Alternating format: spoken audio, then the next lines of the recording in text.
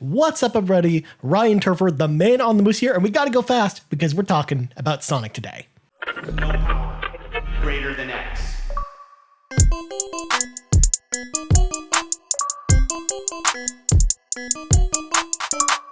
So Sonic Origins is finally here. Of course, this brings together 5 classic Sonic games. I count them as 5, even though technically, Sonic 3 and Sonic and Knuckles are kind of the same game. But in this collection, you get Sonic the Hedgehog, Sonic the Hedgehog 2, Sonic CD, Sonic 3, and Sonic and Knuckles, all in one awesome package.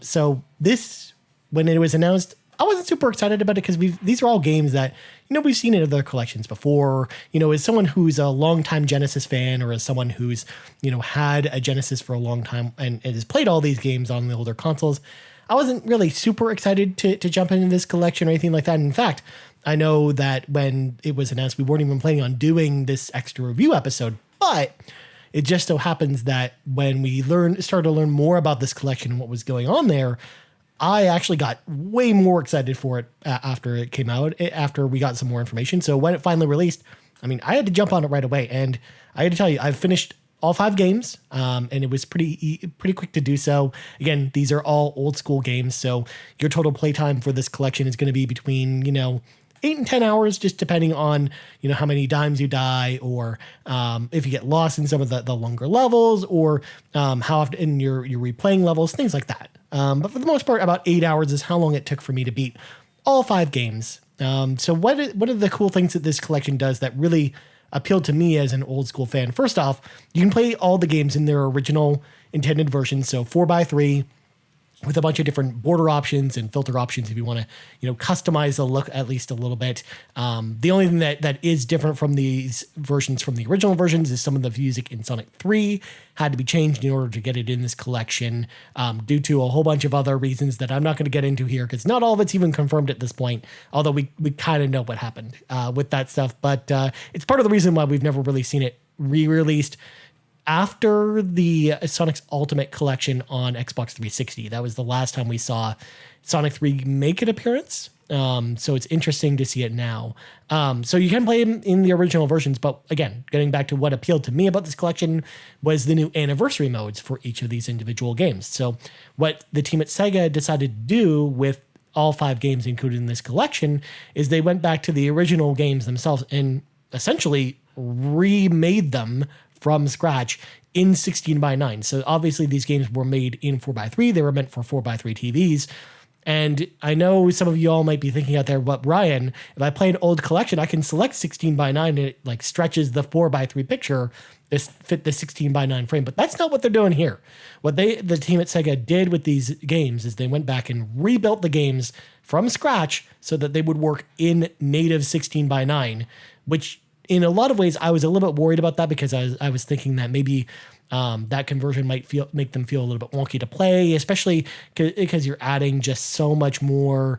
You're adding like another third of the screen itself, so you can see so much farther in the distance than you could on the original versions.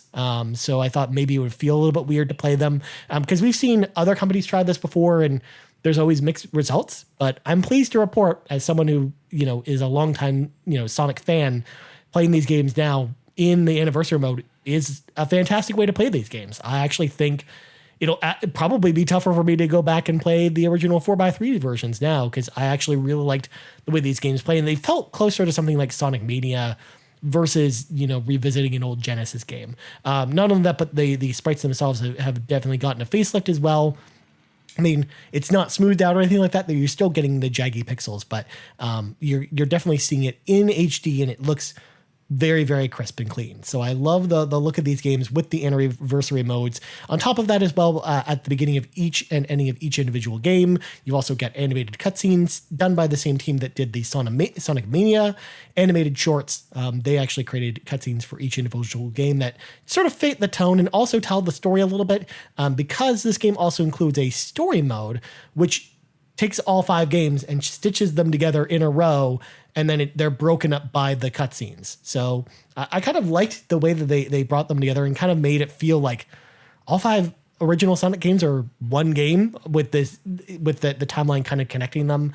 Because there's a lot of story elements that are hinted at while you're playing, but they're not like, it's not like overtly trying to tell you a story. So these cinematics actually do a good job of, telling you the story between each individual games and kind of setting the stage for what's happening with each game. So I thought that addition was super cool and unique. I loved that idea. And of course, one of the things that I was very excited about in this collection as well is we also have Sonic CD back again. We did get a re-release of this on Xbox 360, and it's actually what they did this time around is they went back to that and even made that in native 16:9 in the anniversary mode, but also totally cleaned up the cinematics as well from the Sega CD version, and also updated the Christian Whitehead version, which was the Xbox 360 version. And I think that game plays even better than the re-release, which was already a really good version of that game. And that's awesome to see because Sonic CD is by far, I think, for me personally, my favorite Sonic game.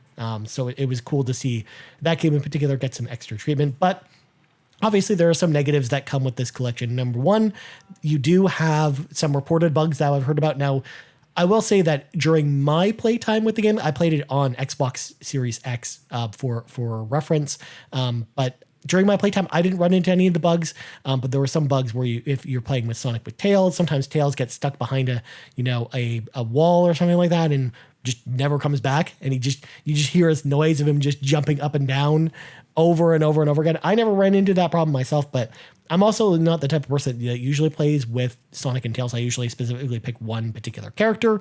Although if you play the story mode, you are stuck playing with Sonic and Tails. But even then, I never ran into the issue a lot of people were reporting, as well as there are some other like small glitches and bugs, such as crashing or frame hiccups and stuff like that. But again, during my entire 8-hour playtime with the story, and then another couple hours doing mission mode and whatnot, I personally didn't run into any bugs and glitches while playing the game. And then, of course, the other downer being the Sonic 3 music. I mean, of some of the most iconic zones in the game, like Ice Cap Zone, like Carnival Night Zone, like some of those songs are really iconic, and the songs they replace them with are just not up to snuff. They're fine. They exist, and I'm glad that there's at least some music there, but the music itself in those zones just are not up to the snuff of the bangers that we had on the original Genesis version. But, that version's still out there if you want to go play that version. That's one of the nice things about this collection, where even though, we got them here in this fancy collection, and it does give the opportunity to a lot of new people who may have missed these games before to have a chance to play them for the first time. The Genesis version still exists in a lot of other places. And the cartridge on Sega Genesis itself is very cheap if you want to even go the old school route of playing these. So there are lots of options out there to play Sonic 3 with its original music. Just unfortunately, not here is not the ability to do so. But another mode I want to touch on that I mentioned briefly just now is mission mode, which the developers created a bunch of individual levels that are custom built in the zones in the different Sonic games, and they have you complete specific objectives. So if you played another collection before, like the Mega Man Legacy collection, you're very familiar with this idea where you will have a certain objective, whether it's to get through the zone that they created without hitting any enemies, or collecting a certain number of rings, or getting the Chaos Emerald in one of the special stages. I really like mission mode. I think it's super cool. I love the way that they take the Sonic levels and remix them in a way to give you something unique and fresh and interesting to go there. So I really enjoyed doing mission mode. I never finished it. I haven't finished every single mission, but I've S-ranked enough to get the achievements for all of them as well, because I do have the 1,000 gamer score. So I did complete, about 80% of them, but I just didn't finish all of them. But I thought mission mode was super fun and definitely well worth checking out.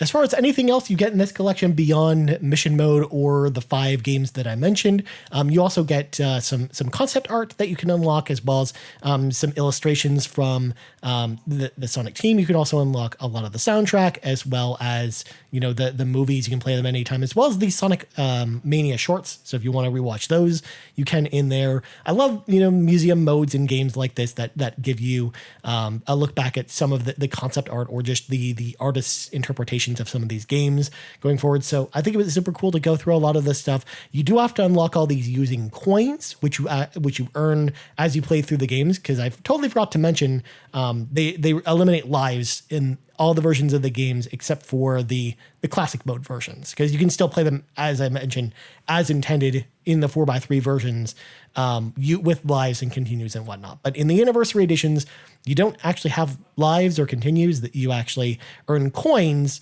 and those coins can be spent on things in the gallery and whatnot. They also can be used to, if you fail obtaining a Chaos Emerald, you can spend a coin to retry the special stage as well.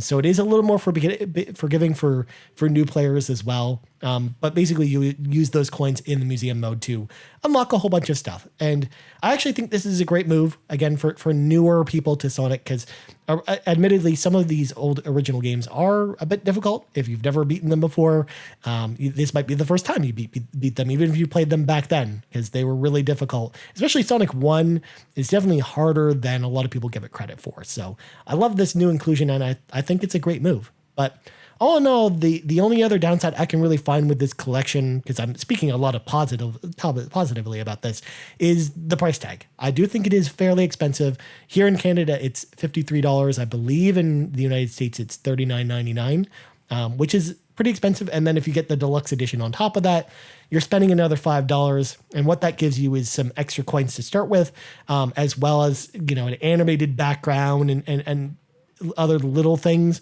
I haven't, since I have that version of the game, I don't really know how much you're really missing if you don't have it.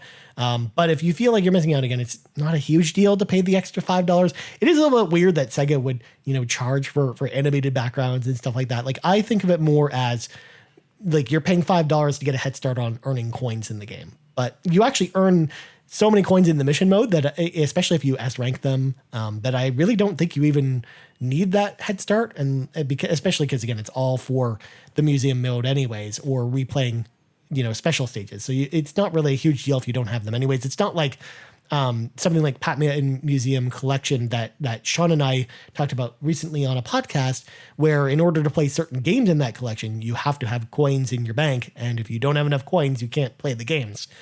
That's not the problem here. So I thought it was an interesting choice. But this is the type of game where, as much as I love this collection, I loved playing all these games again. But I'm also like a big fan of these games from the Genesis. I definitely think you get enough here that it does warrant the purchase. I don't know if you need to run out right now and get it at full price, especially because a lot of times with Sega games, we do know they tend to go down in price, later in the year. So maybe you can wait and see with this one. But honestly, I think if you're a Sonic fan, if you like the old Sonic games, or if you've never played them before and you want what I think is probably the best way to play these games, then I think this collection's great, and I think it's right up your alley, and I definitely think it's worth checking out for sure. But I think it might be a wait for sale for me personally. That's my recommendation on this one. If you can wait and don't need to pick it up right away, I would wait until it's, maybe $30 and then maybe grab it from there, because I definitely think there's a lot of value here, and they really, even though it's 5, shorter Genesis games and you can beat it in about 8 hours, they feel like fresh experiences. Plus, again, mission mode I think is really fantastic. So it's definitely worth checking out. I do think you should check this out at some point if you are a Sonic fan. Well, anyways, that's going to do it for this extra mile all about Sonic Origins and my review. What do you think about Sonic Origins? Let me know in the comments below. You can also hit me up on Twitter at Ryan Turford. You can find us on Twitter at Carpool Gaming, on YouTube at youtube.com/Carpool Gaming, on Patreon at patreon.com/Carpool Gaming. And speaking of which, if you're watching right here on YouTube, don't forget to like the video, subscribe to our channel. And again, let me know in the comments below what your favorite game from this collection is, and if you're picking this one up. I'd love to hear from you. Anyways, I'm Ryan Turford. This has been Extra Mile, all about Sonic Origins, and we're out.